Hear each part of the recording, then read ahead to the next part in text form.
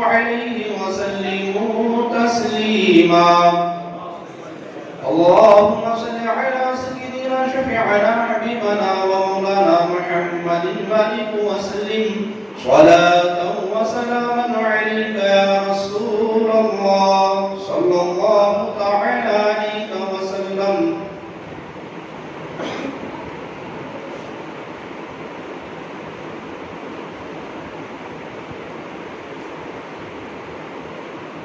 وجود سن سے ہے تصویر کائنات میں رنگ وجود سن سے ہے تصویر کائنات میں رنگ اسی کے ساز سے ہے زندگی کا سوز دروں میرے پیارے آقا صلی اللہ تعالی علیہ وسلم کے پیارے دیوانوں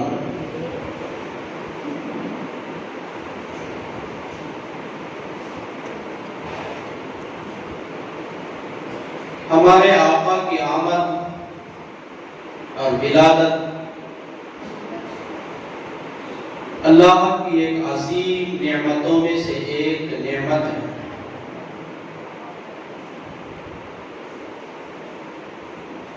اللہ کے تمام احسانوں میں سب سے بڑا احسان ہے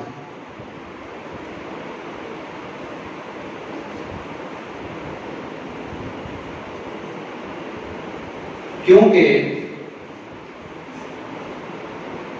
اللہ تعالی خود قرآن میں ارشاد فرمایا لَقَدْ مَنَّ اللَّهُ عَلَى الْمُؤْمِنِينَ إِذْ بَعَثَ فِيهِمْ رَسُولًا کہ اللہ نے لوگوں پر مومنوں پر احسان فرمایا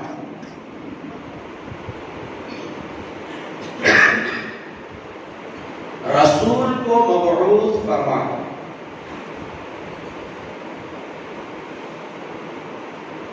تو ہمارے نبی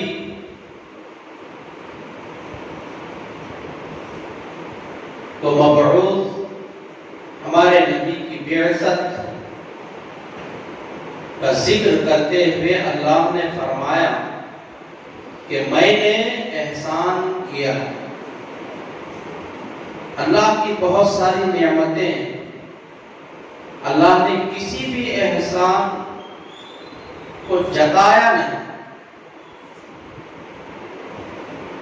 بے شمار نعمتیں آنکھ زبان عقل سوچ ہاتھ پیر یا ہوا یہ ماحول یہ نعمتیں سب اللہ کے احسان مگر اللہ نے کسی احسان کو جتایا نہیں اگر کسی احسان کو جتایا تو وہ ہمارے نبی کی میلاد جب بات میلاد کی آئی تو اللہ نے فرمایا اے مومنو میں نے تم پر میرے نبی کو مبعوث فرما کر احسان کیا بعثت کا ایک لفظ ایسا ہے بعثا یا بعثو کے معنی ہوتا ہے بھیجنا بھیجا اس کو جاتا ہے جو پہلے سے موجود ہے اذ بعث جب اللہ نے بھیجا یعنی ہمارے نبی شکل انسانی میں آنے سے پہلے موجود تھے بشر کی شکل میں آنے سے پہلے ہمارے نبی کہیں موجود تھے تبھی تو اللہ فرما رہا ہے اذ بعث فی کہ جب ہم نے انہیں بھیجا تو بھیجا وہ جاتا جو پہلے سے ہو جو پہلے سے نہیں ہے اسے ولیدہ کہا جاتا پیدا ہوا جیسا کہ حضرت عیسیٰ علیہ السلام کے بارے میں قرآن میں لفظ آیا ولیدہ سلام علی نوح یوم ولیدہ نوح پر سلامتی ہو جس دن وہ پیدا ہو عیسیٰ پہ سلامتی ہو جس دن وہ پیدا ہو وہاں ولادت کا لفظ لایا گیا یہاں میرے نبی کے بارے میں ولیدہ کا لفظ نہیں ہے بلکہ بعثت کا لفظ ہے، یعنی جب ہم نے مبعوث فرمایا. اور نبی کی بعثت ہمارے لیے کیا ہے خود قرآن سے سنیے.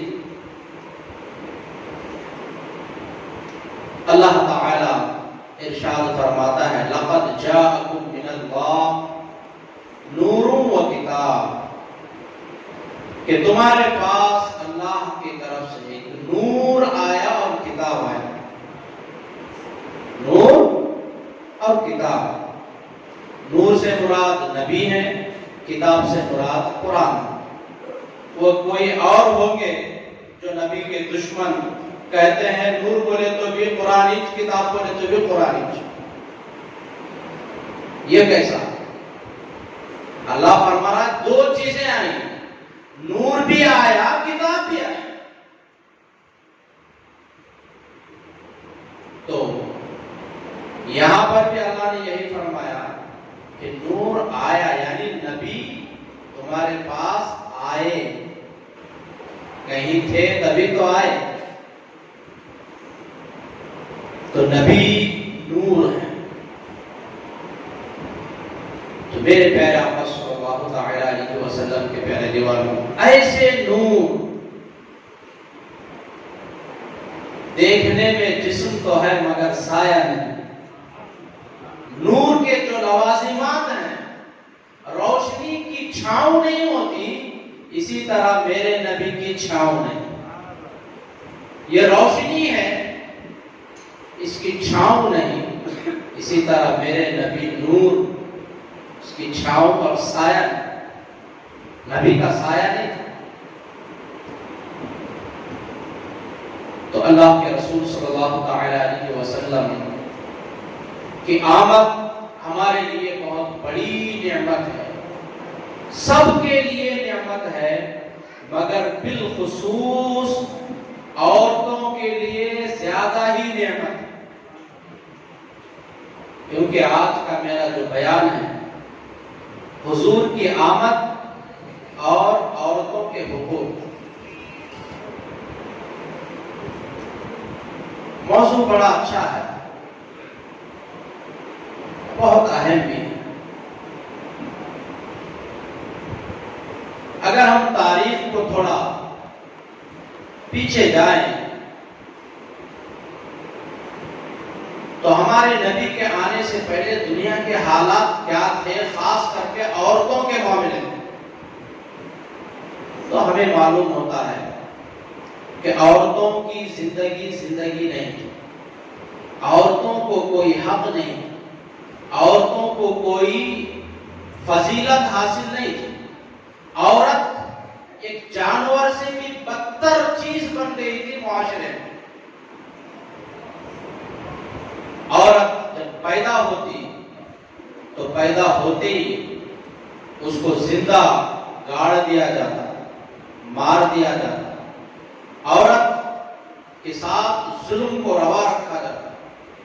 عورت کسی چیز کی مالک نہیں ہوتی تھی، نہ وہ زمین کی مالک تھی، نہ وہ جائیداد کی مالک تھی. اور عورت کا معاشرے میں کوئی مقام اور وقار نہیں تھا.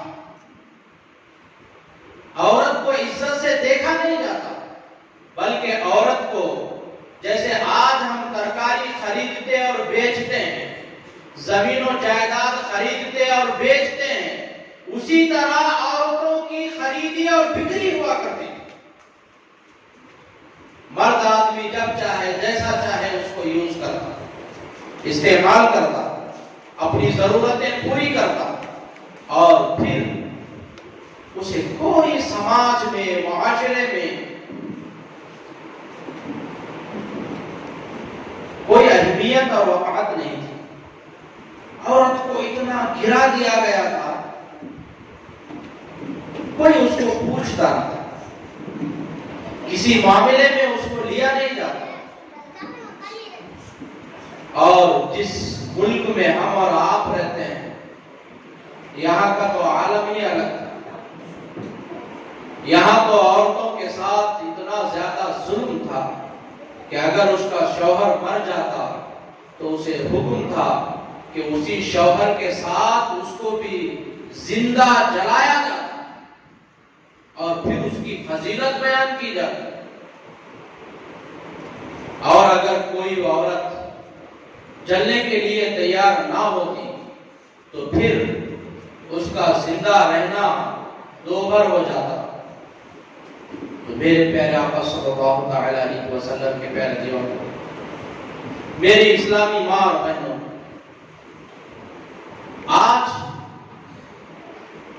آپ کو جو عزت ملی ہے، آپ کو جو عظمت ملی ہے، آپ کا جو وقار بڑھا، یہ ہمارے نبی کی تعلیمات کی وجہ سے.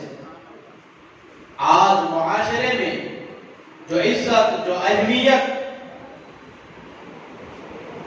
اسلام نے، ہمارے نبی نے عورت کو دیا، وہ مقام کسی مذہب میں نہیں ملتا، وہ عزت کسی مذہب میں نہیں ملتی. آج دنیا ترقی کر کے اسلام پر انگلیاں اٹھاتا ہے، اسلام پر اعتراض کیے جاتے ہیں. میرے پیارے آقا صلی اللہ تعالی علیہ وسلم کے پیارے دیوانوں، یہ برٹش، یہ انگریز جو عورتوں کی طرفداری کر کے جو دنیا کو یہ بتانا چاہتے ہیں کہ ہم عورت کی بہت زیادہ عزت کرتے ہیں، 1870 سے پہلے ان کی تاریخ اٹھا کر دیکھو، بہت دور جانے کی ضرورت نہیں. 1870 سے پہلے اسی انگریز ماحول اور معاشرے میں عورت کسی چیز کی مالک نہیں ہوتی تھی، جائیداد رکھنے کا حق نہیں تھا، تعلیم حاصل کرنے کا حق نہیں تھا، گھر رکھنے کا حق نہیں تھا، اس کی باتوں کی کوئی اہمیت نہیں تھی، اس کی رائے کی کوئی عظمت نہیں تھی. بس یہ سب 1870 کے بعد عورتوں کو چند حقوق ان کے یہاں دیے گئے، مگر اسلام میں عورتوں کو آج سے 1450 سال پہلے ہی ہمارے نبی نے عورتوں کو حق عطا فرمایا، ان کی زندگی کو سیو کیا. یہ اسلام کی عظمت ہے، یہ ہمارے نبی کی آمد کی برکتیں ہیں کہ جس معاشرے میں عورت کی کوئی عزت نہیں تھی، اس معاشرے میں عورت کی عزت کیسے ہوتی ہے، عورت کی حقیقت کیا ہے، میرے نبی نے اجاگر کی. تو میرے پیارے آقا صلی اللہ تعالی علیہ وسلم کے پیارے دیوانوں، ہم اگر مذہبوں کا مطالعہ کریں تو کسی بھی مذہب میں عورت کو مذہبی امور، یعنی اس مذہب، اس دھرم کے جو رسم و رواج ہوتے ہیں وہ صرف مرد لوگ کر سکتے ہیں، عورتیں نہیں. مگر اسلام ایسا نہیں. اسلام میں اسلامی جو فرائض و اعمال ہیں وہ عورت اور مرد پر برابر فرض ہے. نماز مرد پڑھتا ہے تو نماز عورت پر بھی ضروری ہے، روزہ مرد پر ضروری ہے تو روزہ عورت پر بھی ضروری ہے، حج مرد پر بھی ہے تو عورت پر بھی ہے. یعنی وہ تمام فرائض جو مردوں پر ہیں وہ عورتوں پر بھی ہے. اسلام عورتوں کو اس سے دور نہیں رکھا، جبکہ دوسرے مذہب اور دھرموں میں ان کے مرد لوگ تو کر سکتے تھے مگر ان کی عورتوں کو وہاں سے دور رکھا جاتا تھا. یہ سوتیلا پن اور مذہبوں میں ہے، مگر مذہب اسلام میں، شریعت محمدی میں مرد اور عورت میں کوئی سوتیلا پن نہیں ہے. جو فرائض اس پر ہیں وہی فرائض اس پر بھی ہیں. ہمارے نبی کے دور میں مرد آدمی مسجد میں آ کر نماز پڑھتا تھا تو عورت کو بھی برابر کا حق تھا کہ عورت بھی مسجد آ کر نماز پڑھتی تھی، تو عورتوں کو بھی مسجد آنے کا حکم تھا. مگر حالات زمانے کے تقاضوں کے اعتبار سے، فتنوں کے ڈر اور خوف سے بعد میں عورتوں کو روکا گیا. حضرت عمر رضی اللہ تعالی عنہ کے دور میں میرے پیارے آقا صلی اللہ تعالی علیہ وسلم کی پیروی والے میرے اسلامی ماں اور بہنوں، اللہ کے رسول نے آپ کی عظمتوں کو بڑھایا۔ یہ احسانات بہت زیادہ ہیں، تھوڑا سوچیں۔ ایک زمانہ وہ تھا عورتوں کو لڑکیاں پیدا ہوتی تھی تو ان کو دفنایا جاتا تھا، مگر اللہ کے رسول نے منع فرمایا، حرام فرمایا۔ بلکہ اتنا ہی نہیں، اللہ کے رسول لڑکی اگر پیدا ہو تو خوشخبری سناتے ہوئے اللہ کے رسول فرماتے ہیں کہ بچی گھر کے لیے رحمت ہوتی ہے، لڑکی گھر کی زینت اور رحمت ہوتی ہے۔ بلکہ اللہ کے رسول فرماتے ہیں جس مرد کو 3 بیٹیاں پیدا ہو اور ان 3 بیٹیوں کی وہ تعلیم و تربیت کا انتظام کرے اور ان کا نکاح کر کے دے تو اللہ تعالیٰ اس کے لیے جنت پکی فرما دیتا ہے۔ تو صحابی نے پوچھا یا رسول اللہ اگر کسی کو 2 لڑکیاں ہو تو کیا ہے؟ تب بھی اللہ کے رسول نے فرمایا اگر کسی کی 2 لڑکیاں ہو، اگر وہ ان کی اچھی تعلیم کا انتظام کرے اور اس کی نکاح کر کے اس کے فرض سے سرخدوش ہو جائے تو اللہ تعالیٰ اسے بھی جنت عطا فرماتا ہے۔ تو یعنی بچیوں کی تربیت پر اللہ کے رسول نے ہمیں جنت کی خوشخبری دی۔ یہ بچیوں کی عزت کو ہمیں اللہ کے رسول نے ہمیں بتایا۔ اتنا ہی نہیں بلکہ اللہ تعالیٰ نے قرآن میں ارشاد فرمایا لا تقتلوا اولادکم خشیۃ املاق، کہ رزق یا کسی اور ڈر اور خوف سے اپنی اولاد کو قتل مت کرو۔ یہ اسلام ہے کہ جس طرح تم ایک مرد بچے کو اہمیت دیتے ہو، اسلام آنے کے بعد عورتوں کو عظمت دے کر یہ قانون بنایا۔ عورت بھی اسی عظمت اور حق کے حقدار ہے جو عظمت، جو اہمیت، جو فضل ایک بچے کو دیا جاتا ہے وہی عظمت و اہمیت ایک بچی کو دی جائے، کیونکہ اس بچے کو پالنے والا اللہ فرماتا ہے نحن نرزقکم وإیاہم، اے لوگو، اے میرے بندو، اللہ کہتا ہے کہ سنو تمہیں میں رزق دیتا ہوں اور انہیں بھی رزق میں دیتا ہوں، تو لہٰذا تم ڈر اور خوف مت کھاؤ۔ عورتوں کے بارے میں، بچیوں کے معاملے میں ڈر اور خوف مت رکھو کہ یہ کیسا ہوگا، کیا ہوگا۔ اللہ نے فرما دیا ڈرنے کی کوئی ضرورت نہیں، جیسے میں تم کو رزق دے رہا ہوں اسی طرح میں ان کا رزق ان کے ساتھ دوں گا۔ تو عورت کی زندگی کو اللہ نے صرف کیا۔ اسلام آنے کے بعد عورتوں کی وقار کو بڑھایا۔ میرے پیارے آقا صلی اللہ تعالی علیہ وسلم کے پیروی والے، عورتوں پر طرح طرح کے ظلم تھے۔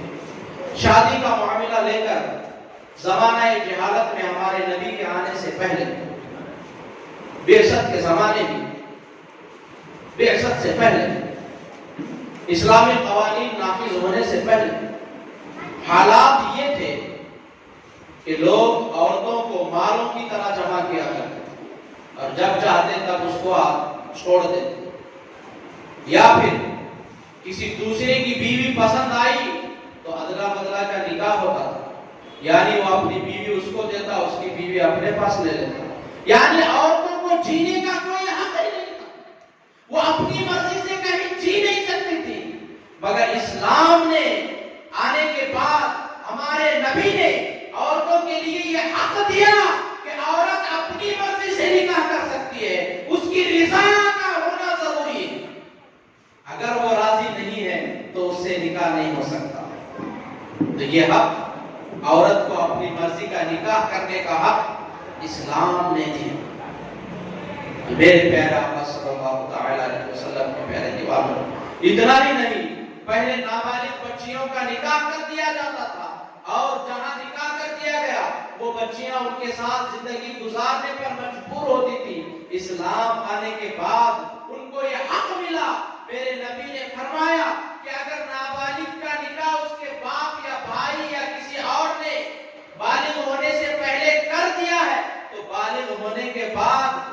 بچی کو حق ہے، اگر وہ چاہے تو اس نکاح کو توڑ سکتی ہے۔ یہ اسلام نے حق دیا، یہ اسلام نے بیٹیوں کو حق دیا۔ ایسا حق کسی اور مذہب میں نہیں ہے، ایسا حق کسی اور جگہ نہیں ملتا۔ یہ اسلام کا قانون ہے کہ عورتوں کو اپنی زندگی کے فیصلے کرنے کا حق اسلام اور ہمارے نبی نے دیا۔ میرے پیارے آقا صلی اللہ تعالی علیہ وسلم کے پیارے دیوانوں، میری اسلامی ماں اور بہنوں، تھوڑا سوچیں ہمارے نبی نے ہم پر کتنا بڑا کرم کیا، کن حالات سے نکال کر ہمیں کہاں لا کر کھڑا کیا۔ تھوڑا تصور کرو، اگر وہ حالات آج ہمارے ساتھ ہوتے تو ہمارا حال کیا ہوتا۔ مگر یہ اللہ کے رسول کا کرم، حضور کی آمد کی برکتیں کہ اللہ کے رسول نے عورتوں کی عزت کو بڑھایا۔ تو میرے پیارے آقا صلی اللہ تعالی علیہ وسلم کے پیارے دیوانوں، اتنا ہی نہیں بلکہ عورت کی عزت کو اتنا بڑھایا کہ جب ایک عورت ماں بنتی ہے تو اللہ کے رسول فرماتے ہیں جنت اس کے قدموں کے نیچے رکھی جاتی ہے۔ مومن ماؤں کے قدموں کے نیچے اللہ جنت رکھ دیتا ہے۔ اتنا بڑا مرتبہ ہمارے نبی نے عورت کو عطا فرمایا۔ یہ کوئی معمولی مرتبہ نہیں، جنت عورت کے قدموں میں لا کر ہمارے نبی نے رکھ دی۔ اس سے بڑی عزت عورت کے لیے اور کیا چاہیے۔ تو میرے پیارے آقا صلی اللہ تعالی علیہ وسلم کے پیارے دیوانوں، آج کچھ اسلامی ماں اور بہنیں ٹی ویاں دیکھ کر، سیریل دیکھ کر، انگریزوں کے آزادیاں دیکھ کر سوچتی ہوں گی کہ ان کے یہاں کتنی آزادی ہے۔ وہ آزادی نہیں ہے بلکہ وہ ایک طرح کی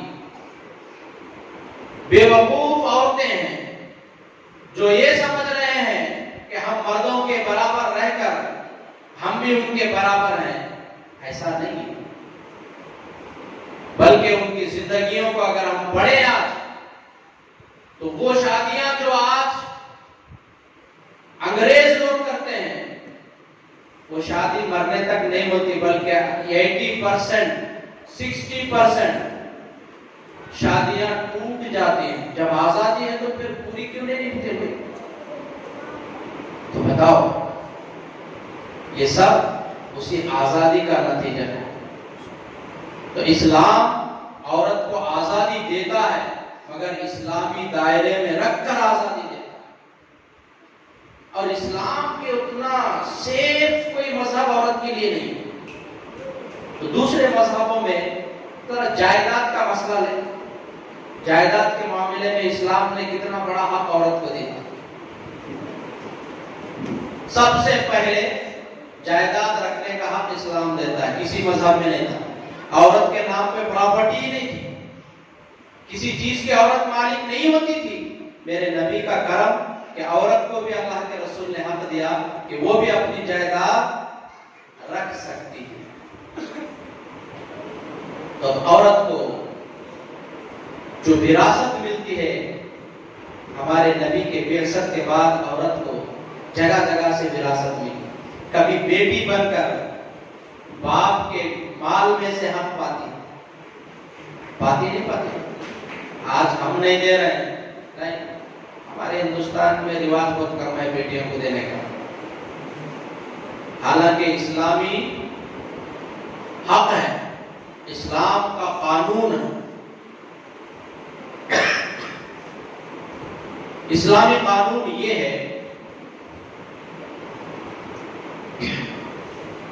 ماں یا باپ کے مال میں بیٹا 2 حصوں کا مالک ہوتا ہے تو بیٹی 1 حصے کی مالک ہوتی ہے۔ وَلِلذَّكَرِ مِثْلُ حَظِّ الْأُنثَيَيْنِ، اللہ نے قرآن میں قاعدہ بیان فرمایا کہ عورتوں کو مرد کے مقابلے میں 1 حصہ دیا جائے، بیٹے کو ڈبل، بیٹی کو سنگل، 2 بیٹے کو 1 بیٹی کو۔ بیٹی جب بنتی ہے تو اس طرح حصہ لیتی ہے، یعنی باپ کے جائیداد میں سے بھی بیٹی حصہ لیتی ہے۔ ہم سوچ رہے ہیں کہ یہ عورت کا حصہ کم کئی کو ہوا، تو یاد رکھیں مرد آدمی 4 جگہ حصے لیتا، عورت 8 جگہ حصہ لیتی۔ دکھنے میں یہ تھوڑا ہے، مگر جب وہ 8 جگہ ملائے تو کتنا ہوا؟ برابر ہوتا نہیں ہوتا؟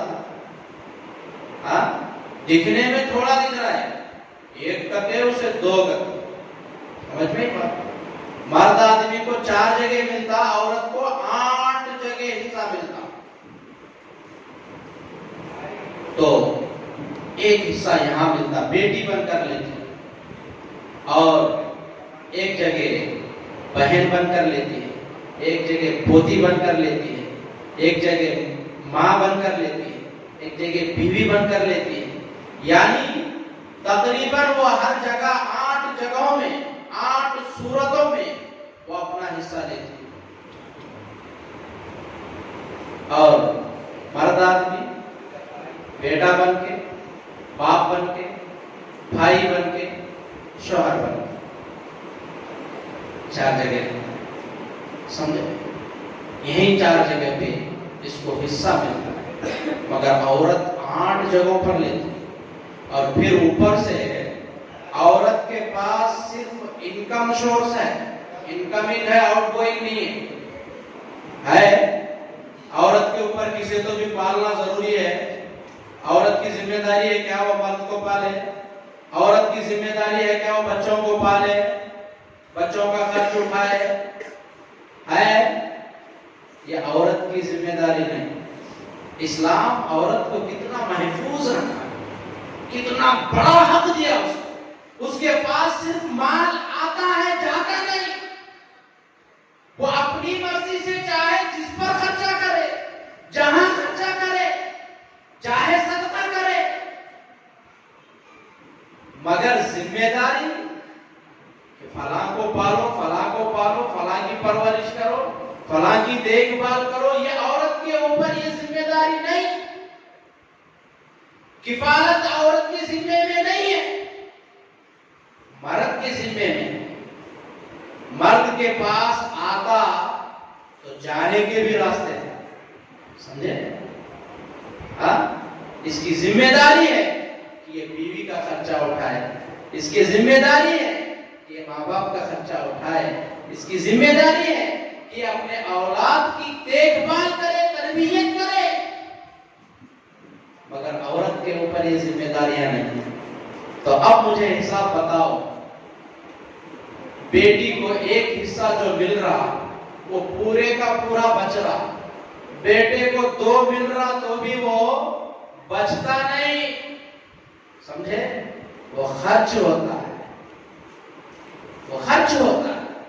تو یہ اسلام کی خوبیاں ہیں کہ اسلام نے مرد کے اوپر ذمہ داریاں رکھی ہیں، پالنے اور پوسنے اور تربیت کا حق یہ مرد کے اوپر ہے، عورتوں کے اوپر نان و نفقہ جو خرچ ہے وہ نہیں ہے، انہیں تو گھر بیٹھے مرد کے اوپر ہے کہ کپڑے کا انتظام کرے، گھر کا انتظام کرے، تیل کا انتظام کرے، کھانے پانی کا انتظام کرے، یہ مرد کی ذمہ داری ہے، اور عورت کا حق صرف حصہ لے کر خاموش بیٹھنا ہے، سمجھے؟ تو بتاؤ اسلام نے عورت کو کتنی بڑی عظمت دی، کتنا بڑا حق دیا۔ کسی اور مذہب میں ایسا ہے؟ کسی اور دھرم میں ایسا ہے؟ ایسا کہیں نہیں ملتا۔ یہ اسلام کی برکتیں ہیں، یہ اسلام کے نظریات ہیں، یہ ہمارے نبی کے آنے کی رحمت ہے۔ نبی یہ رحمت سب کے لیے تو رحمت ہے ہی ہے، مگر عورتوں کے حق میں کچھ زیادہ ہی رحمت بن کر نظر آتا ہے۔ یہ عورت کو جو عزت ملی، جو عظمت ملی، آج عورتوں کو جائیداد رکھنے کا جو حق ملا، شادی اپنے مرضی سے کرنے کا جو حق ملا، یا اگر شوہر ظالم ہے تو اس شادی کو توڑنے کا بھی حق اسلام عورت کو دیتا ہے۔ کسی اور مذہب میں عورت کو یہ حق نہیں ہے کہ وہ اپنی شادی توڑے، سمجھے؟ مگر اسلام میں اسلام خلا کا حق عورت کو دے کر عورت کو بھی مختار بنایا کہ اگر شوہر ظالم ہے، بے جا ظلم کرتا ہے، وہ کھلا لے کر اس سے آزادی حاصل کر سکتی ہے۔ ہمارے نبی کے آنے سے پہلے ایسا نہیں تھا، عورت ایک مرتبہ کسی کے نکاح میں گئی تو گئی ہوگا، ختم، مجبور ہے، ساری زندگی وہی رہے، وہ اگر چاہے تو رکھے گا، اگر نہ چاہے تو پھر کسی دوسرے اور کو بیچے گا، کسی اور کے نکاح میں دے گا، کسی اور سے کچھ فائدہ اٹھائے گا یا اٹکا کے رکھ دے گا، دوسروں سے کچھ نہیں کر سکتی، اپنی مرضی سے زندگی نہیں گزار سکتی۔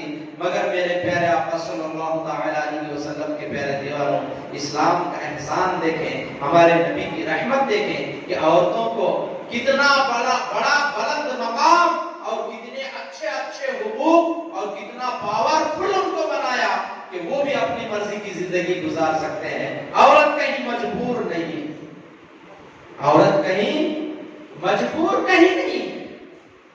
جیسا حق مرد کو طلاق دینے کا دیا ہے، ویسا حق عورت اگر مرد سے بیزار ہو تو اس سے چھٹکارا حاصل کرنے کے لیے خلا کا حق عورت کو بھی دیا ہے۔ اسلام نے کسی کے ساتھ ناانصافی نہیں کی، یہ اسلامی حقوق عورتوں کے لیے ہیں، یہ اسلام کی برکتیں اور ہمارے نبی کی شریعت کی برکتیں ہیں کہ اسلام نے ہر جگہ عورتوں کو سیف کیا، ان کو بچائے رکھا۔ اسلام کی برکتیں بے شمار ہیں۔ میرے پیارے آقا صلی اللہ تعالی علیہ وسلم کے پیارے دیواروں، میری پیاری اسلامی ماں اور بہنوں، کان کھول کر سنیں کہ اسلام اتنا ہی نہیں، اور جگہوں پر عورتوں کی باتوں کا اعتبار نہیں ہے، مگر اسلام عورت سے مشورہ کرنے کا بھی حکم دیتا ہے، سمجھے؟ جو صاحبۃ الرائے عورتیں ہیں، خود ہمارے نبی نے ام سلمہ سے مشورہ کیا تھا صلح حدیبیہ کے موقع پر، کل بھی میں نے ذکر کیا تھا صلح حدیبیہ کا، کہ جب صحابہ کے ساتھ ہمارے نبی عمرہ کے لیے گئے تھے، حج کے لیے گئے تھے، تو مکہ والوں نے روکا تھا، مکے میں داخل ہونے نہیں دیا۔ حدیبیہ کے میدان میں ایک صلح ہوا، ایک معاہدہ ہوا تھا، تو اس معاہدے کے بعد کیونکہ صحابہ تو گئے تھے عمرہ کریں، حج کریں، اب ساتھ میں بکرے لے گئے تھے قربانی کرنے کے لیے، تو جب یہ صلح ہوا تو اللہ کے رسول نے صحابہ سے فرمایا، اے میرے صحابہ، تم اپنی قربانیاں کرو اور حلق کرواؤ، کیونکہ معاہدہ ہو چکا ہے، ہم مکہ نہیں جا سکتے، اسی لیے اب تم قربانی کر دو اور حلق بھی کروا دو۔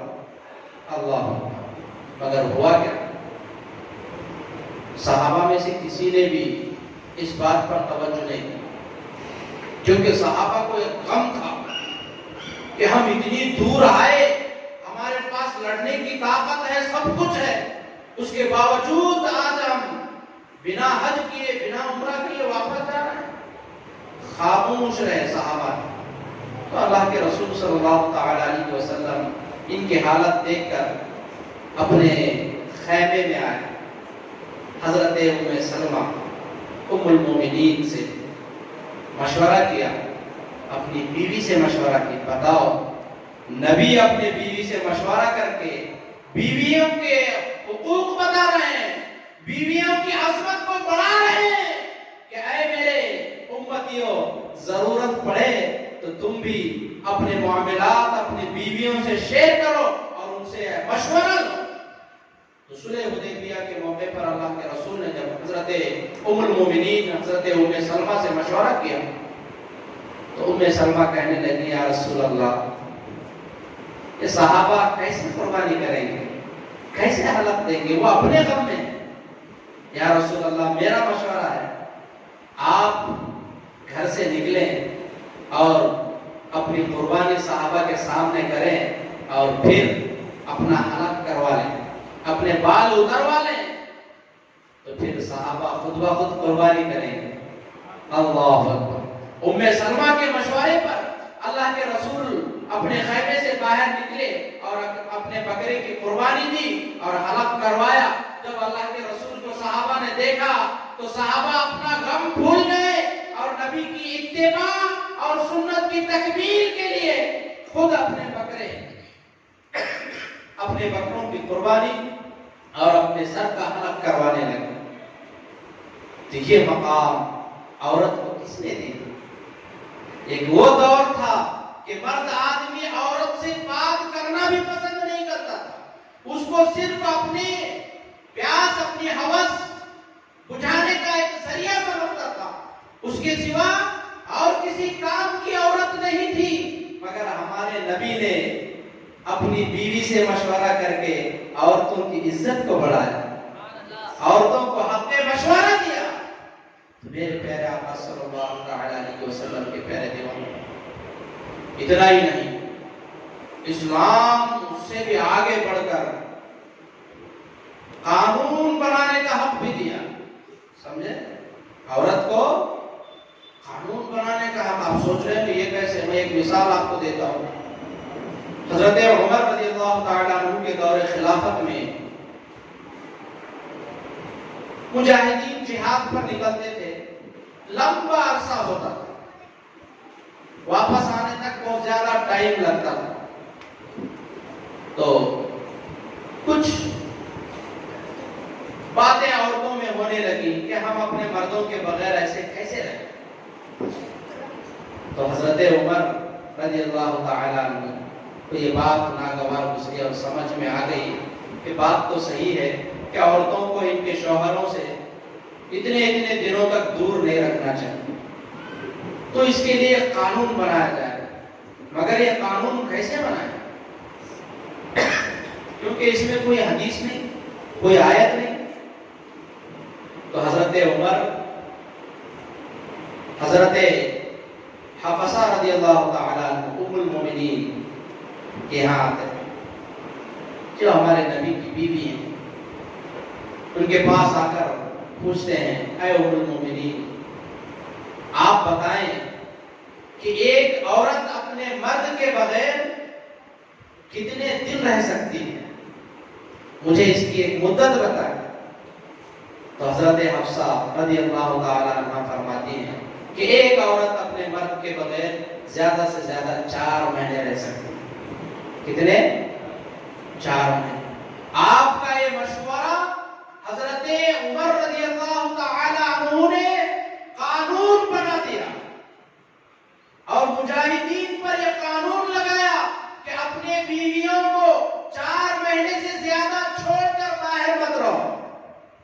تمہارے بیویوں کا بھی تمہارے اوپر حق ہے. تم جہاد کے لیے جاؤ تو 4 مہینے اپنے گھر سے باہر رہو، پھر 4 مہینے کے اندر اپنی بیویوں سے آ کر ملاقات کرو. تو بتاؤ، عورت ہی کا تو مشورہ تھا جو قانون بنا. تو اسلام عورت کو اتنی بڑی عزت دیا، اتنی بڑی اس کو عظمت دیا کہ ہر جگہ اسلام نے عورت کا خیال رکھا.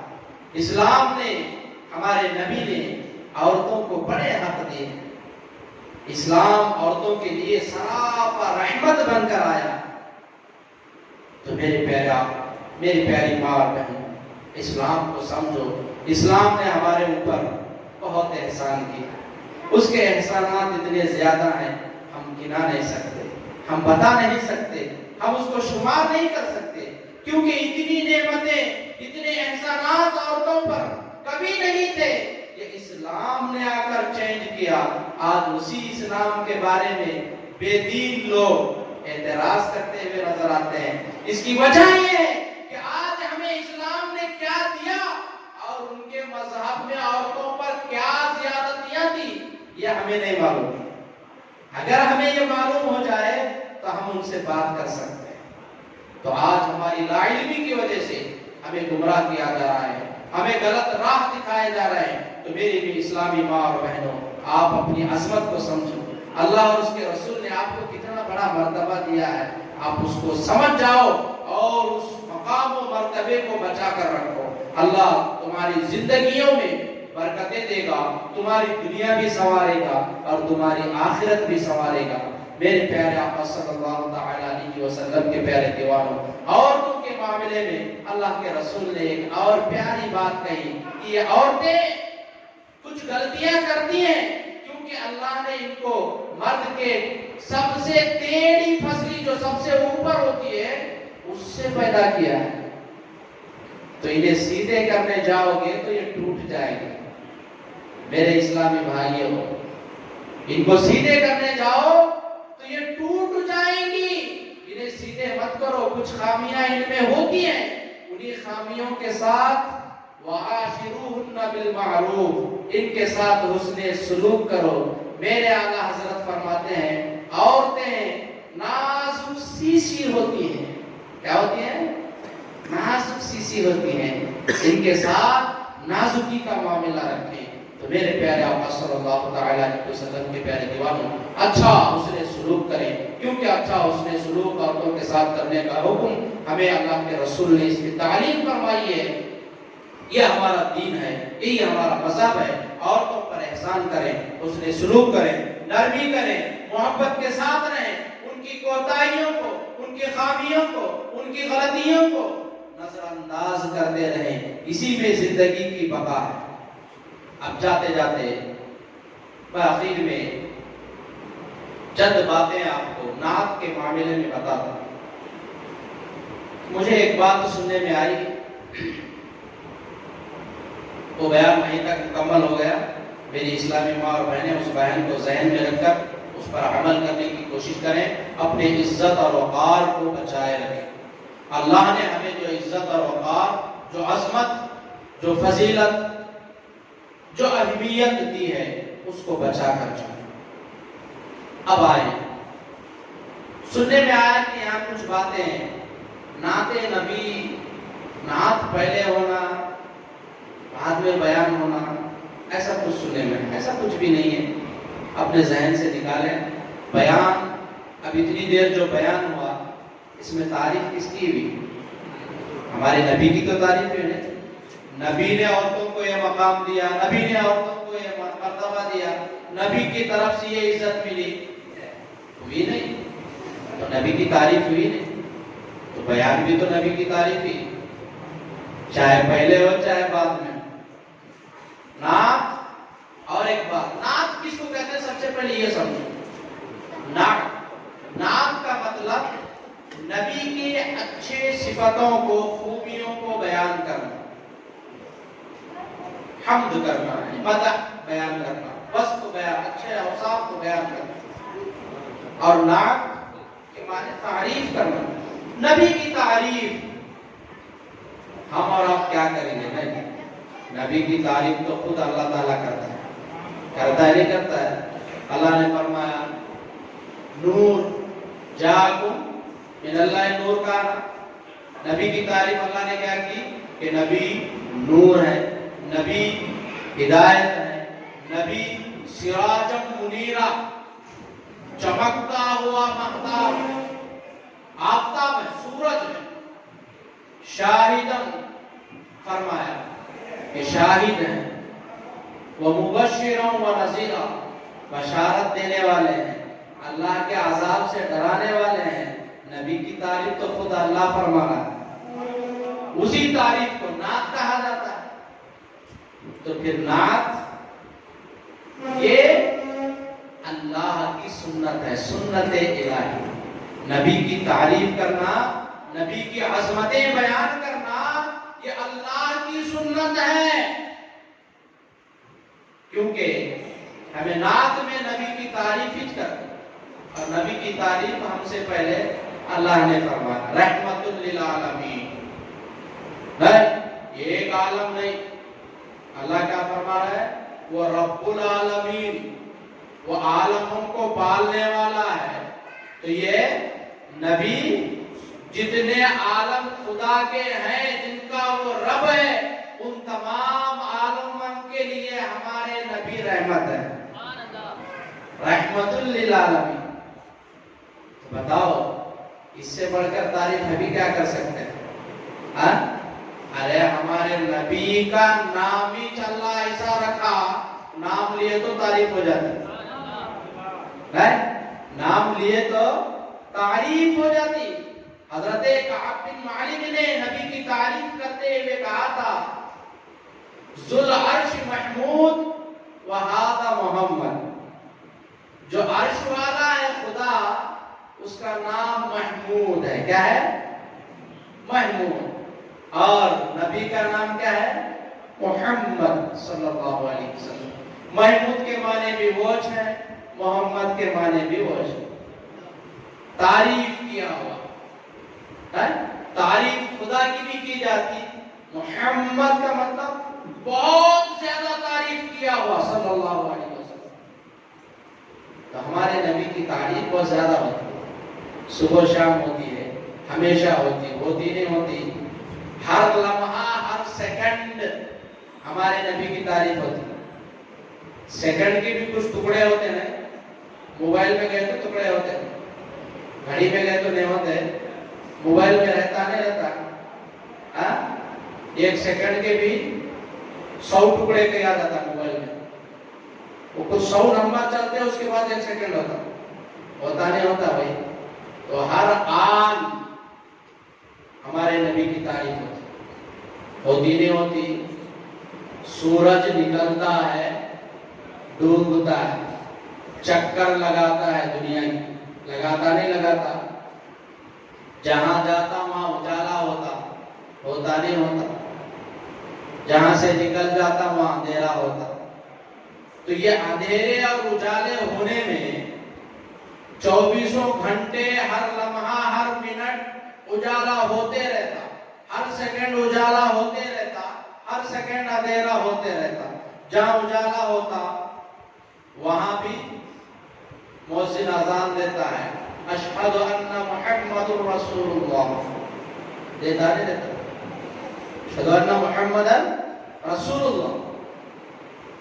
تو وہاں بھی اذان ہوتی، یہاں بھی اذان ہوتی، جہاں جہاں اذان ہوتی وہاں وہاں رسول اللہ کہہ کر ہمارے نبی کی تعریف ہوتی نہیں ہوتی۔ اللہ کے رسول یعنی اللہ کے پیغمبر، اللہ کے بھیجے ہوئے،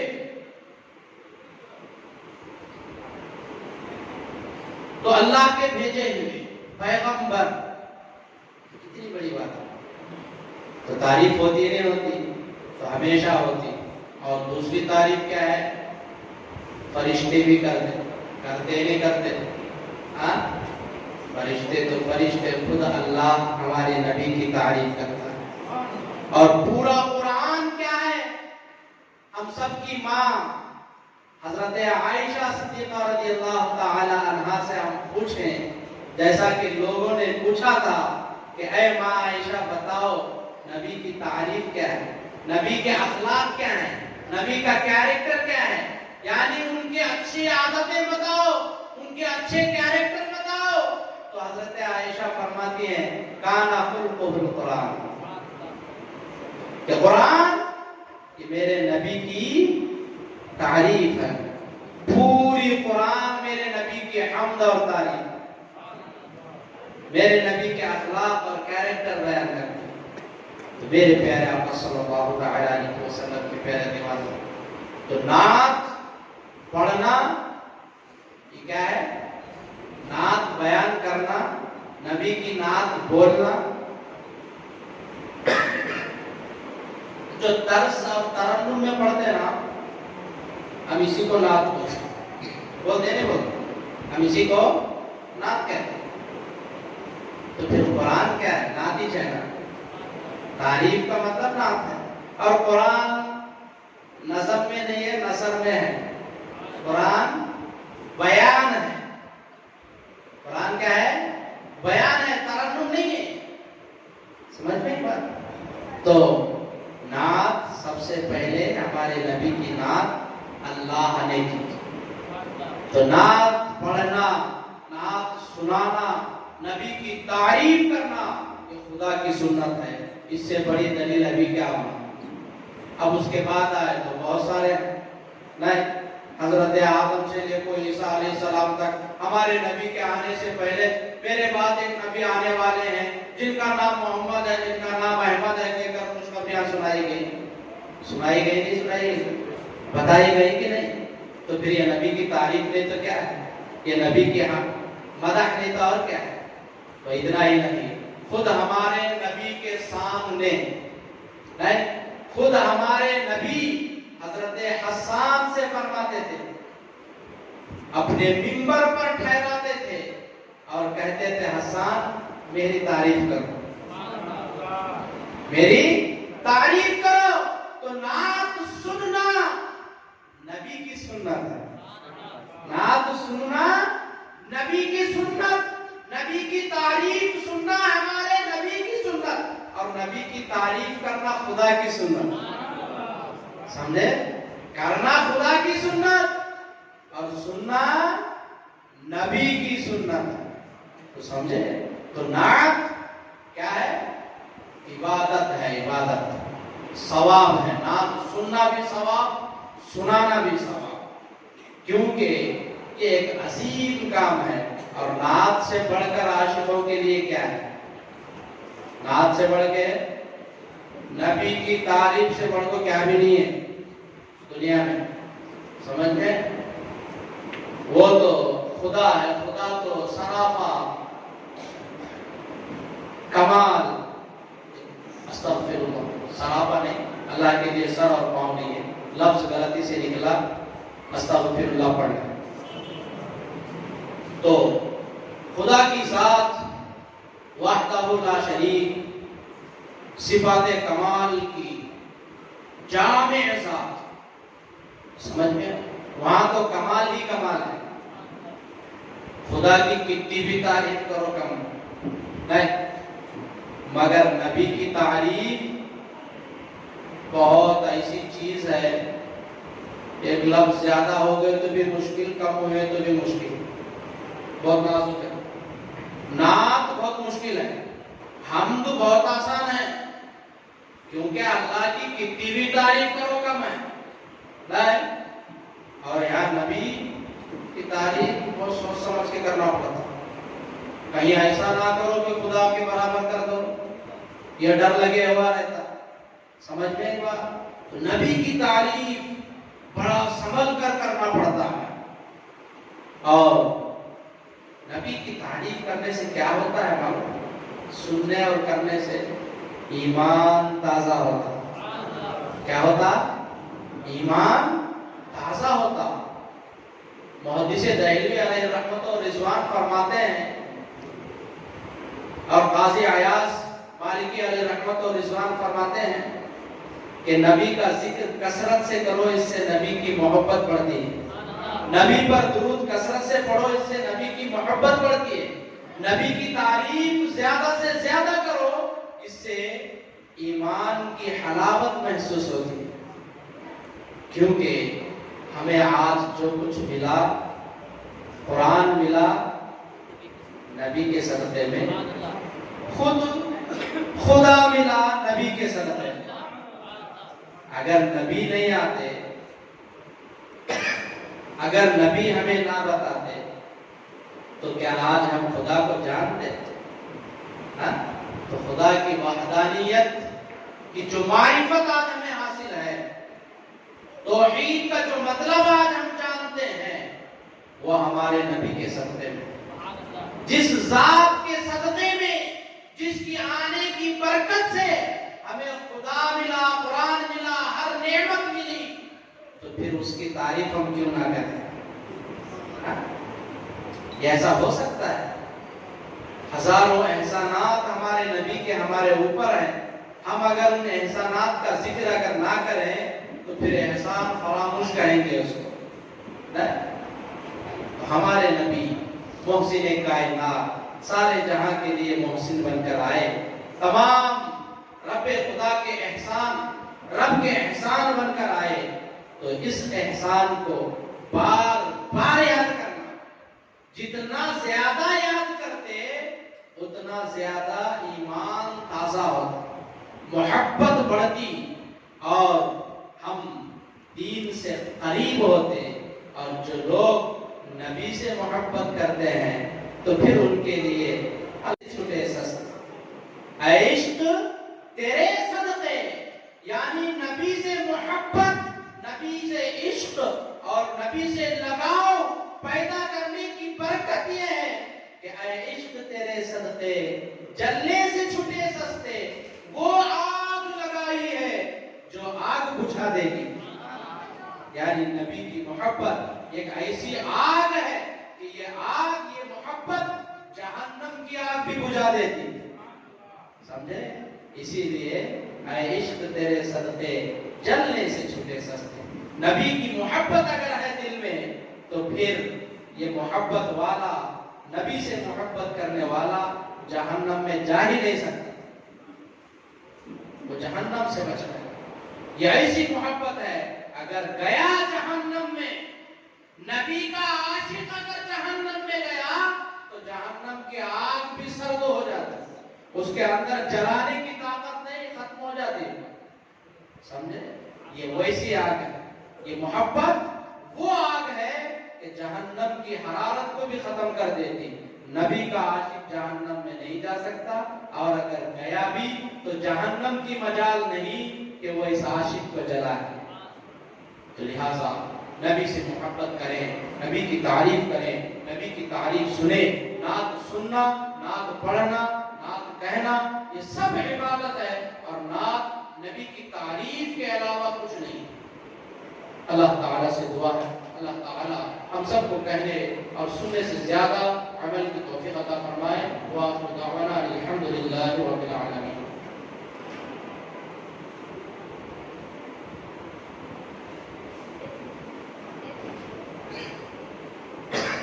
درود پاک پڑھیں. ایک مرتبہ اور درود پاک پڑھیں. اللہم صلی علی سیدنا و شفیعنا و حبیبنا و مولانا محمد.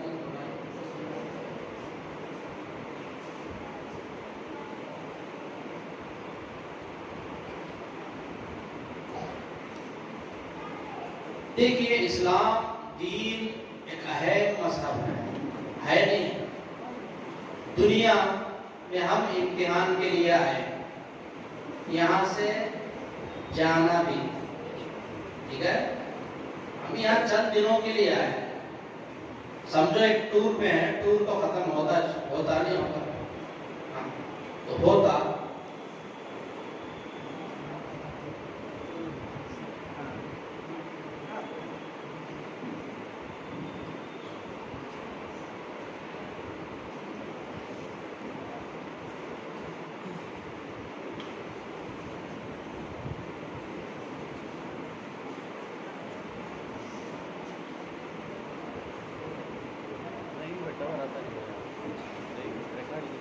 دنیا میں ہم آئے ہیں، اللہ تعالیٰ ہمیں بھیجا ہے عبادت کے لیے، تو لہٰذا دین سیکھیں.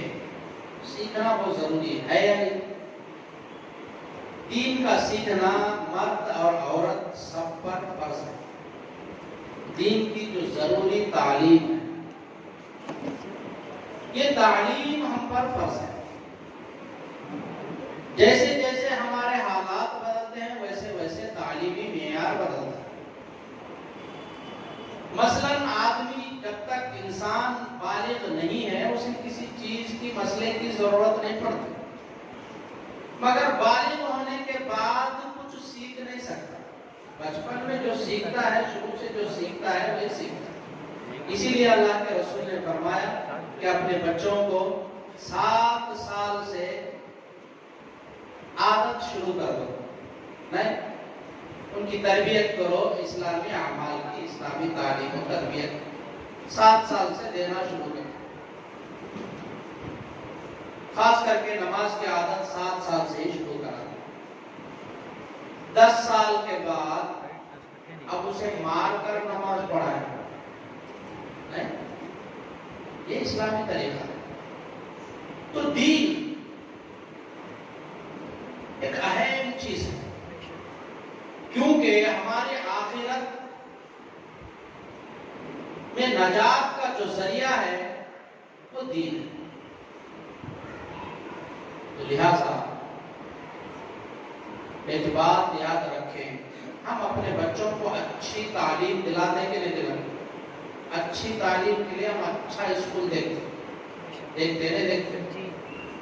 گورنمنٹ اسکول میں ڈال دیں گے، نہیں ڈالتے، وہ غریباں ڈالتے ہیں جن کی مجبوری رہتی، نہیں کمائی کم رہتی، آمدنی کم رہتی، گھر کے خرچے چلنا مشکل رہتا. اب انہوں جو ہے گورنمنٹ اسکولوں میں ڈالتے. ورنہ بندے کے پاس پیسہ ہے، اللہ تھوڑا بہت دیا تو انہیں گورنمنٹ اسکول کی طرف پھر کو بھی نہیں دیتا، وہ بھی نہیں کرتا ہوگا۔ اچھے پرائیویٹ اسکول میں، پرائیویٹ میں بھی اچھا کون سا ہے وہ دیکھتا، پھر دیکھتے نہیں دیکھتے، یہ کہیں کو دیکھتے ہمیں۔ اس کی وجہ کیا ہے؟ ہمارا بچہ اچھی تعلیم حاصل کرنا، صحیح تعلیم حاصل کرنا، اچھے نمبر لانا، پاس ہونا، اور اس کے بعد اچھی نوکری کرنا۔ ایک دنیا کمانے کے لیے، دنیا کے واسطے ہم اپنے بچوں کا اتنا خیال کرتے ہیں۔ یہ تعلیم مرنے کے بعد کام آتی کیا؟ سمجھو نے بی اے کرا، ایم اے کرا، ایم کام کرا، بی کام کرا، سب کی ڈگریاں رکھ لیا، نوکری بھی کر لیا، مہینہ 1 لاکھ 1.5 لاکھ روپے کمانا بھی شروع کرا بڑی کمپنی میں۔ کیا کمائی ساتھ آتی؟ یہ ڈگری ساتھ آتی؟ یہ تعلیم ساتھ آتی؟ اس کے باوجود ہم اس بچے کی ہر جگہ نگرانی کرتے ہیں، نہیں کرتے؟ دنیا کے لیے اتنی محنت کرتے ہیں، تو کبھی دین کے لیے بھی اپنے بچوں کے پیچھے محنت کی ہے؟ تھوڑا سوچو۔ ہم اسکول کو بھیجنا ہو تو بچوں کو سجا کے، سنوار کے، ڈریس ڈال کے، اچھا بیگ دے کے، اچھا سب کچھ دے کے، تیل لگا کے، کنگھی کر کے، ٹپ ٹاپ کر کے بھیجتے۔ تھوڑا سوچو، یہ بچے جب حضرت کے پاس پڑھنے آتے ہیں کیسے حالت میں بھیجتے ہیں؟ ایسے بولے اٹھ جلدی اٹھ بیٹا، جا پڑھ کے آتا، عربی پڑھنے بھیجتے نہیں۔ انہیں ایک ہاتھ دھو لیا، ایک پاؤں دھو لیا، آدھا دھلے رہتا، آدھا ویسے جاتا، جاتا ہے پڑھنے۔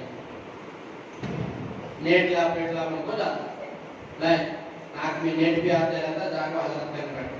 اگر روز نیٹ کے ساتھ بھیجتے ہیں اسکول کو، دین کی تعلیم کی طرف ہماری توجہ نہیں، یہ ایک چیز۔ اور ایک چیز، یہ دینی تعلیم ہمارے کو اس لیے پڑھنا ضروری ہے کیونکہ فرض ہے، اور یہ مرنے کے بعد کام آتا نہیں آتا، مگر ہم اس میں تھوڑا توجہ نہیں دیتے۔ قرآن کس سے سیکھنا؟ اچھے حضرت سے سیکھنا، سمجھ میں آیا؟ کھلا کھلا بولے تو نبی کے عاشقوں سے سیکھنا، سمجھ میں آیا؟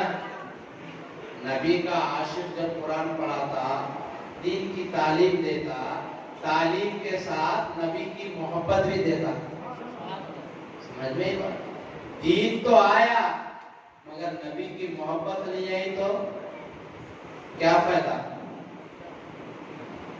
تو میری ماں اور بہنوں، میرے بزرگوں اور بھائی، آپ سے میری گزارش ہے کہ اتنا عظیم علم سیکھنے سے پہلے معلوم کرنا ہمارے بچے کو پڑھانے والا کون ہے، یہ بہت ضروری ہے۔ ہمارے بچوں کو پڑھانے والا کون، یہ معلوم کرنا بہت ضروری ہے، کیونکہ بچہ شاگرد استاذ کے اوپر جاتا، استاذ جیسا رہتا بعد میں اس کا شاگرد بھی ویسے نکلتا، سمجھ میں آئی بات؟ تو اس لیے اپنے بچوں کو پڑھنے کے لیے بھیجو، کس کے پاس بھیج رہے وہ بھی دیکھنا ذرا، نبی کے غلام کے پاس بھیج رہے یا نبی کے غدار کے پاس بھیج رہے؟ غداروں سے دین سیکھنے کی ضرورت نہیں، دشمنوں سے دین سیکھنے کی ضرورت نہیں، محبوں سے دین سیکھو، حق والوں سے حق سیکھو۔ ناحق والوں سے حق سیکھیں گے تو وہ صرف دنیا میں تو کام آئے گا مگر آخرت میں کچھ کام نہیں آئے گا۔ تو اس لیے اپنے استاذ کو جانے سے پہلے اس کو جانچو، اس کو معلوم کرو کہ کون ہے۔ اگر کھلی کھلی زبان میں کہوں تو آپ سب سنی ہیں الحمدللہ، الحمدللہ ہے نا سنی؟ ہم اپنے بچوں کو سنی حضرت کے پاس ہی بھیجنا۔ سمجھ میں بات؟ کہاں بولے وہاں پہ رہنے لے کیا عربی پڑھنے جا رہا نا، عربی پڑھنے جا رہا نا، کہاں سے بھی جانے لے، پڑھے تو بس ہے۔ میری ماں اور بہنوں ایسا نہیں ہے۔ پڑھنے کا نام ہی اگر دین ہے، علم کا نام ہی اگر دین ہے، سیکھنے کا نام ہی اگر دین ہے، تو ابلیس سب سے بڑا عالم فرشتوں کو پڑھاتا تھا، فرشتوں کا استاذ۔ سمجھ میں آئی بات؟ مگر گھمنڈی تھا، گھمنڈ بہت تھا، تکبر بہت تھا، گستاخ تھا، بے ادب تھا، ادب نہیں کرتا تھا، جس کی وجہ سے اللہ تعالی اسے جنت سے نکالا، پروفیسر کی سیٹ سے اتارا، فرشتوں کے استاذ کا جو مرتبہ دیا تھا اس سے نکالا اور نکال کر دنیا میں پھینک دیا۔ تو کیوں؟ کیونکہ یہ حضرت آدم جو اللہ کے نبی ہیں اس نبی سے محبت نہیں کی، اس نبی کا ادب نہیں کیا۔ اللہ نے کہا آدم کو سجدہ کر۔ یہ سجدہ کون سا تھا؟ یہ سجدہ کوئی اور سجدہ نہیں، یہ سجدہ عبادت کا سجدہ نہیں۔ سجدہ عبادت تو اللہ کے لیے ہے، اور اللہ خود فرما رہا آدم کو سجدہ کر۔ تو آدم کو جو سجدہ تھا یہ سجدہ عبادت نہیں تھا، یہ سجدہ ادب، سجدہ تعظیمی، سجدہ عزت، یعنی آدم کی تعظیم کر، آدم کی عزت کر، آدم کا ادب کر۔ اللہ نے جب اس ابلیس سے کہا تو ابلیس بولا اے اللہ میں کیا بولا؟ میں بہت بڑا تھا اس کے اندر، سمجھ میں؟ انا بہت زیادہ تھی اس کے پاس۔ وہ کہا خلقتہ من طین وخلقتنی من نار، اے اللہ تو آدم کو مٹی سے پیدا کیا اور مجھے آگ سے پیدا کیا۔ آگ جلاؤ تو کہاں جاتی؟ آگ جلائے تو کدھر نیچے جاتی؟ اوپر جاتی، اوپر جاتی۔ آگ اوپر جلا کو ہنڈی نیچے رکھے تو پکتا کیا؟ پکتا۔ اوپر رکھے تو پکتا، کہیں بولے تو آگ اوپر آتی، نیچے رکھے تو نہیں پکتا، وہ اوپر ہی جاتا۔ تو یہ بولا تو مجھے آگ سے پیدا کیا، آگ کی فطرت اوپر جانا ہے۔ آدم کو مٹی سے پیدا کیا اور مٹی کو اوپر پھینکے تو بھی نیچے جاتی، آتی نہیں آتی۔ تو انہیں نیچے والا میں، اوپر والا، شیطان کیا بولا؟ اوپر والا میں زیادہ تھا، اسی بے ادبی کی وجہ سے، اسی میں پنا کی وجہ سے اللہ نے اس کو لکھا۔ تو لہذا علم شیطان کے پاس بھی تھا، مگر اس کا علم اسے جہنم سے بچایا کیا؟ نہیں بچاتا۔ اس لیے ادب ضروری ہے، علم سے پہلے ادب، اور ادب کہاں ملتا؟ سنی حضرتوں کا ادب ملتا، سمجھ میں؟ دوسرے حضرتوں کے بچوں کو بھیجے تو انہیں ادب نہیں سکھاتے، علم سکھاتے، ٹھیک ہے؟ عربی سکھاتے، قرآن سکھاتے، مگر ادب نہیں سکھاتے۔ اور ادب سے پڑھے تو، محبت سے قرآن پڑھے تو نبی سمجھ میں آتا ہے، سمجھ میں؟ انا کے ساتھ، غرور کے ساتھ، تکبر کے ساتھ مجھے بہت علم ہے، بہت ہے بولے تو پھر اللہ علم تو دیتا اللہ علم دیتا، ایسا علم دیتا۔ اللہ کے علم دینے کے طریقے بھی دو ہے، سمجھ میں؟ قرآن کا علم دیتا، قرآن میں دو طرح کے علم ہے۔ ایک وہ قرآن ہے، قرآن کا علم ایک وہ ہے جو قرآن پڑھنے والے کو قرآن راستہ بتاتا، ہدایت دیتا، اور قرآن کا ایک علم وہ ہے جو قرآن پڑھنے والے کو گمراہ کرتا۔ سمجھ میں؟ قرآن یہدی بہ ویضل بہ، آیا کہ نہیں ہے قرآن؟ اللہ تعالی اسی قرآن کے ذریعے سے ہدایت بھی دیتا اور اسی قرآن سے گمراہ بھی کرتا، بے دین بھی بناتا۔ تو قرآن ایک ہی ہے۔ قرآن کہتے ہیں الگ الگ ہے کیا؟ وہ جماعت کی الگ، یہ جماعت کی الگ، یہ جماعت کی الگ، وہ جماعت کی الگ ہے۔ قرآن ایک ہی ہے۔ وہی قرآن کے بارے میں اللہ فرماتا کہ اس قرآن کے ذریعے سے میں ہدایت بھی دیتا ہوں، اس قرآن کے ذریعے سے میں دلالت اور گمراہی بھی دیتا ہوں۔ اللہ جو بول رہا، قرآن ہدایت بھی دیتا، قرآن گمراہ بھی کرتا۔ یہ کیسا معاملہ ہے؟ کتاب ایک ہی جو، آیت ایک ہی جو، اللہ تو ہدایت بھی دیتا کہتے قرآن سے، گمراہی بھی کرتا، گمراہ بھی کرتا نہیں کرتا۔ یہ قرآن بول رہا، میں نہیں بول رہا ہوں، یہ میری بات نہیں ہے۔ یہدی بہ کثیرا ویضل بہ کثیرا،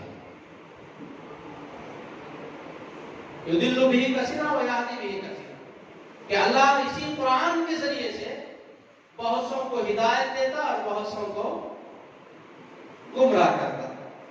اب بتاؤ، قرآن ایک، کتاب ایک، کسی کو ہدایت ملتی، کسی کو گمراہی ملتی۔ اب ہدایت کسے ملتی؟ قرآن ہدایت کسے دیتا؟ محبت والے کے پاس جا کر قرآن پڑھے تو، محبت والے کے پاس قرآن سیکھے تو۔ سنی حضرت کن جا کو قرآن سیکھا، عربی سیکھا تو یہ قرآن ہدایت کرتا، صحیح راستہ بتاتا۔ نہیں تو بے ادب کن گیا تو انہیں یہی قرآن اسے گمراہ کرتا۔ سمجھ میں آئی بات؟ قرآن سنی حضرت کر گئے تو سنی حضرت قرآن پڑھاتے، قرآن میں آیت آتی انما انا بشر مثلکم، میں تمہاری طرح انسان ہوں۔ نبی آپ کہہ دو میں تمہاری طرح انسان ہوں۔ جو بے ادب ہے، نبی کا جو دشمن ہے، انہیں بچے کو بولتا، دیکھ اللہ کیا بول رہا، نبی کیا بول رہے، میں تمہاری طرح ہوں، میں تمہاری طرح ہوں، نبی ہماری طرح ہے۔ یہ بدماش عکاس پڑھاتا۔ سمجھ میں آئی بات؟ قرآن میں ہے نہیں بات، قرآن ہی بول رہا نا، انا بشر مثلکم، اس کا ترجمہ کیا میننگ؟ میں تمہاری طرح انسان ہوں۔ نبی کیا بول رہے؟ میں تمہاری طرح انسان ہوں۔ یہ بدماشاں پڑھاتے ہیں۔ وہ سنی حضرت کن گئے تو ہماری طرح انسان ہے، مگر کیسے انسان؟ اللہ فرما رہا، اللہ یہ نہیں فرماتا اے محمد آپ بھی انسان ہیں، ہے کیا؟ کہاں تو بھی ہے، اے نبی آپ بھی انسان ہیں، یا ایھا النبی انت بشر، کہاں تو بھی ہے۔ اللہ بولا، ہمارے نبی کو بولا کیا آپ بھی ایک بشر ہیں بول کے؟ اللہ بولا نہیں، اپنی طرف سے نہیں بول رہا، اللہ نبی سے بلوا رہا۔ اب آگے پیچھے کا سوچو، لوگ ہمارے نبی جو بولتے تھے وہ ہو جاتا تھا، ہوتا تھا نہیں ہوتا تھا؟ چاند کے 2 ٹکڑے کیے، سورج ڈوبے تو واپس نکالے، جھاڑوں پر سے گئے تو جھاڑ سلام کرتے تھے، پہاڑوں کے پاس گئے تو پہاڑ سلام کرتے تھے. نبی جو بولتے تھے وہ ہوتا. تو تھوڑے لوگوں کے دماغ میں آیا انہوں انسان نہیں ہے، انہوں کیا کیا سوچ رہے کہ سمجھ میں آیا؟ انہوں سوچنے والا کیا کیا سوچا ہے؟ انہوں انسان نہیں ہے، کیا کی چالاکی چاہے ذرا نہیں. تو جب یہ آیت آئی سمجھ میں بات، اور اللہ نہیں بول رہا اے نبی آپ بھی انسان ہیں ان کی طرح بولو. اللہ کیا بول رہا؟ نبی میں نہیں بولتا، میں بولے تو سرٹیفکیٹ ہو جاتی ہے، سند ہوتی، دلیل ہوتی، پروف ہوتا. میں نہیں بولتا، قل آپ بولو. کیا بولو؟ آپ بولو. میں نہیں بولتا، آپ بولو. ان سے آپ بولو میں بھی تمہاری طرح. سمجھ میں بات؟ میں بھی تمہاری طرح انسان ہوں. پھر آگے کیا ہے وہ بھی نہیں بولتا، انہیں بدماش. آگے بولتا اللہ فرماتا یوحی الی، کہ میری طرف اللہ کی وحی آتی، میں تمہاری طرح ہوں. یہ بات ہوئی. اس کے بعد کیا بول رہے ہیں اللہ کے رسول؟ میرے پاس اللہ کی وحی آتی یا تاج. اب اس کے بعد سنی حضرت کر گئے تو وہ حدیث بھی بیان کرتا کہ اللہ کے رسول روزہ رکھے، صوم وصال رکھے کہ نہیں حضرت؟ ہاں مشہور واقعہ ہے، کہتے بار سنیں گے تمہیں، مسلسل کنٹینیو روزہ رکھنا. یوم وصال کا مطلب اب روزہ کھولتے جب کھاتے نا بوجھ برابر، اس کے بعد پھر نہیں کھانا. روزہ کھولتے جب بھی کہتا کھانا ہے کھا لینا، پھر دوسرے دن روزہ کھولنا. سحری نہیں، بنا سحری کے کنٹینیو خالی افطاری کرنا، اور افطار بھی ایک ہی بار کرنا، بار بار کرنے ایسا کا نہیں. سمجھ میں آیا؟ یہ صوم وصال تھا. تو صحابہ اللہ کے رسول کو دیکھ کے انہوں بھی نبی رکھ رہے تو ہمیں بھی رکھنا. صحابہ رکھنا شروع کرے. تب اللہ کے رسول نے کیا فرمایا؟ صحابہ سے 8 دن کے بعد دیکھے تو کیا ہے، مسجد میں نمازیں کی تعداد کم ہو گئی. اللہ کے رسول پوچھی کیا بات ہے جو ہے نمازیاں کم ہو گئے؟ تو بولے یا رسول اللہ وہ صوم وصال رکھ رہے ہیں، روزہ رکھ رہے ہیں، اور روزے کی وجہ سے کمزوری آ گئی، چل کو مسجد سے نہیں آ سکتے. ہو کتنے کمزور ہو گئے، چل کے نہیں آ سکتے. تو اللہ کے رسول نے اس وقت کہا تھا، صحابہ سے بولا تھا، صحابہ سے فرمایا اللہ کے رسول نے کیا فرمایا؟ ایکم مثلی، تم میری طرح برابری کرتے ہو، میرے برابر عبادت کرتے، میرے جیسا کون ہے؟ تمہیں میرے برابر روزہ رکھنے چلے جائے، میری طرح ہے کیا تم؟ ایکم مثلی، تم میں سے کون میری طرح ہے؟ وہاں قرآن میں کیا بولے اللہ کے رسول؟ میں تمہاری طرح ہوں بولے. یہاں کیا بول رہے ہیں؟ میں تمہاری طرح ہوں مگر تم میں سے کوئی بھی میری طرح نہیں. میں تمہاری طرح ہوں مگر تم میری طرح نہیں. یہ بدماشا کیا پڑھاتے ہمارے بچوں کو؟ دیکھو اللہ کے رسول بولے ہماری طرح، میں تمہاری طرح ہوں، تو لہٰذا وہ ہمارے جیسے ہیں، ہم ان کے جیسے ہیں. ارے بے وقوف گدھے، تو حدیث کو پڑھا کہاں؟ تو محبت سے قرآن کو پڑھے تو یہ بات سمجھ میں آتی. یہ محبت والے پڑھاتے.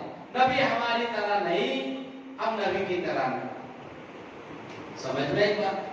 حضرت سنی حضرت کر بھیجے تو یہ باتیں بتاتے. ان کا نے بھیجے تو کیا بتاتے؟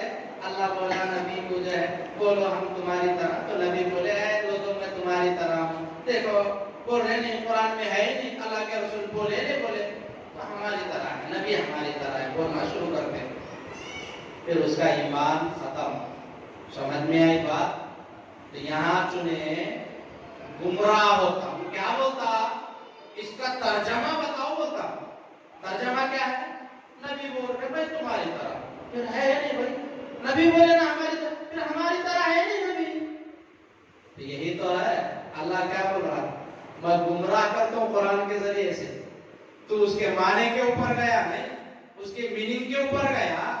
کھل کے اوپر نہیں گیا، یوحی الیہ کے اوپر نہیں گیا، ایکم مثلی یاد نہیں رہا، وہ سب بھی چھوڑ دو، خالی یکتا چ لیا تو میں تجھے گمراہ کر دوں، تو یہی قرآن اسے گمراہ کرتا. سمجھ میں ہی بات؟ تو قرآن گمراہ بھی کرتا، قرآن ہدایت بھی دیتا. تو میرے پیارے آقا صلی اللہ تعالی علیہ وسلم کے پیارے دیوانوں، تو قرآن کی تعلیم، دین کی تعلیم اگر سیکھنا ہے، اپنے بچوں کو سکھانا ہے، تو سنی حضرتوں کے پاس پڑھاؤ، اللہ کے واسطے. سمجھ میں ہے؟ کہاں بولے وہاں مت پڑھاؤ، کہاں بولے وہاں پڑھائے تو پھر وہ کیا بولے وہ سکھوا دو. آج ہمیں سننی ہے، ہمارے بچے سننے لے رہتے آگے چل کے. سمجھ میں ہی بات؟ دین کو بچاؤ، ایمان. آج اہل سنت والجماعت کو چھوڑ کر کوئی بھی جماعت حق پر نہیں ہے. ان کی نماز کو مت دیکھو، ان کے روزوں کو مت دیکھو، ان کی عبادتوں کو مت دیکھو، ان کی ٹوپی اور چھپے کو مت دیکھو، ان کے داڑھی کو مت دیکھو، ان کے پیشانی کے نشانات دھبوں کو مت دیکھو. سمجھ میں نہیں بات؟ بلکہ یہ دیکھو وہ نبی سے محبت کرتا ہے یا نہیں کرتا، نبی کی محبت اس کے دل میں ہے یا نہیں، نبی کی صحیح تعلیم اس کے پاس ہے یا نہیں، صحابہ کی تعلیم اس کا ہے یا نہیں.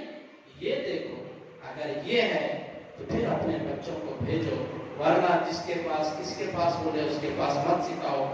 آج کل ہمارے لوگ پیاسوں کی طرح ہیں. پیاسوں کو جب پیاس لگتی تو پانی سے مطلب رکھتا ہوں نہیں، وہی حال آج ہمارا ہوگا.